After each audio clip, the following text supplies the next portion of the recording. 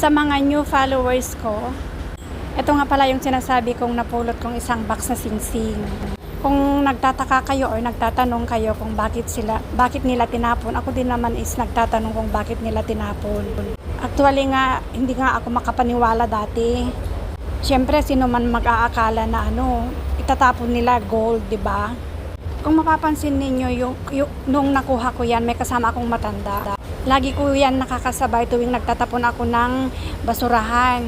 So ayan, i-play lang ninyo. Kita nyo yung ibang kamay ng matanda yan. Akala ko nga nung gusto din niya kumuha. Pero in fairness, inalok ko din naman siya pero inayawan niya. Kung mapapansin nyo nga, is pair by pair siya. Siguro talagang naghiwalay yung nagtapon nito. Or laking galit or away sila as in ba't nila tinapon.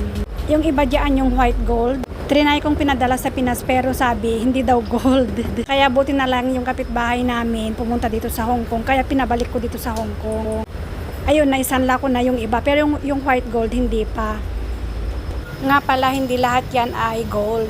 Yung iba 18K, may 750, meron din 14K at saka Folly na brand. Which is mahal din yun yung Folly na brand dito sa Hong Kong. So ayan lang, gusto ko lang i-share.